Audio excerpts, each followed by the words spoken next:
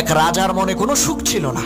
সেই রাজা তার রাজ্যের একজন প্রজাকে দেখে খুবই হতবাক হলেন, কারণ তার তেমন কোনো ধনসম্পদ ছিল না, কিন্তু তাকে দেখে মনে হয় সে পৃথিবীর সবচাইতে সুখী মানুষ। মন্ত্রী বলল, রাজা মশাই, এই লোকটিকে দেখে আপনি বিচলিত হবেন না, আপনাকে একটা খেলা দেখাবো, চলেন।